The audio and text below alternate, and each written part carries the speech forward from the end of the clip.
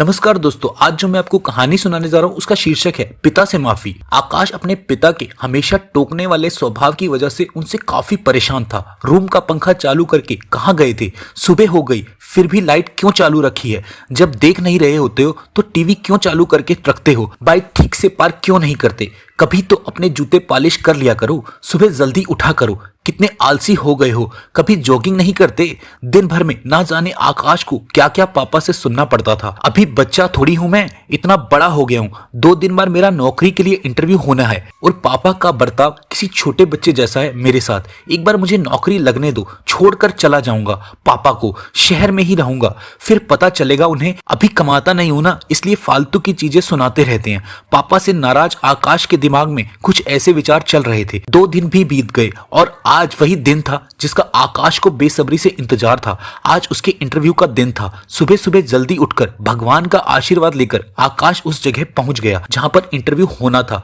जिस बिल्डिंग में इंटरव्यू था उसके गेट पर कोई भी गेटकीपर नहीं था। आकाश ने देखा कि गेट एक साइड से टूटा हुआ है, लेकिन कुछ स्क्रू फिट करने से वह सही हो सकता है। आकाश ने रुककर स्क्रूज को टाइट कर दिया और गेट को सही करने के बाद वह बिल्डिंग में घुस गया। बिल्डिंग में दूसरे फ्लोर पर एक ऑफिस था जहां पर इंटरव्यू के लिए व्यवस्था की गई थी। जैसे ही आकाश उस फ्लोर पर पहुंचा तो उसने देखा कि ऑफिस के बाहर लोगों ने इधर उधर जूते और चप्पल निकाल दिए थे, जबकि वहां पर जूते चप्पल रखने के लिए स्टैंड रखा हुआ था।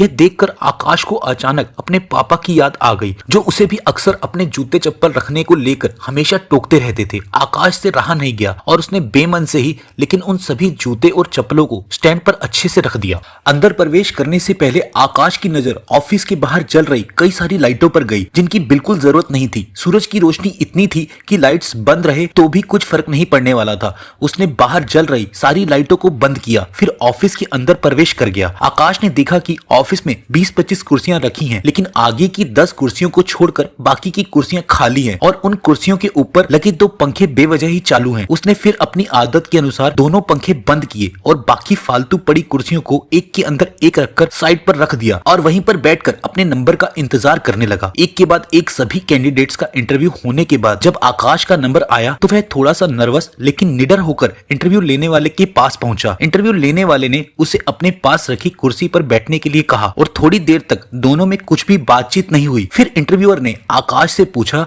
तुम कल से नौकरी ज्वाइन कर सकते हो क्या? आकाश की कुछ समझ में नहीं आ रहा था कि यह उसके नौकरी पक्के होने की कंफर्मेशन है या फिर कोई ट्रिकी सवाल। बाद में इंटरव्यू लेने वाले ने जब सैलरी और क्या काम करना है ये बताया तब आकाश को यकीन हुआ कि उसकी जॉब पक्की हो गई है। आकाश बहुत खुश था लेकिन समझ नहीं पा रहा था, ना कोई सवाल ना एक्सपीरियंस के बारे में पूछा, फिर कैसे उसे जॉब के लिए फाइनल कर लिया गया। उसके चेहरे का सवालिया एक्सप्रेशन देखकर इंटरव्यू लेने वाले ने खुद ही कहा, कुछ सवाल और पेपर्स कभी आदमी की काबिलियत नहीं बता पाते। हमने इस बिल्डिंग में प्रवेश करने से लेकर प्रतीक्षा कक्ष तक कुछ अव्यवस्थाएं सेट करके रखी थी, वही आप सभी के लिए परीक्षा थी। हमने सीसीटीवी पर देखा कि आने वाली सभी कैंडिडेट्स में आप ही एक अकेले ऐसे थे जिन्होंने गेट के स्क्रू ठीक करने से लेकर बेवजह चल रहे बल्ब और पंखे बंद किए। ऐसा कर आपने अपना चीजों को यूटिलाइज करना और बचत तथा रिजेक्शन कम करने जैसे गुण दिखाए। आगे बढ़कर आपने बूट और चप्पल और कुर्सियां ठीक करके दिखा दिया कि आप अपने काम के लिए कितने वफादार हो सकते हैं और किस हद तक जा सकते हैं। बस हमें इतने गुण काफी थे आपको नौकरी पर रखने के लिए। पूरी बात समझ में आने पर आकाश को फिर से अपने पापा याद आए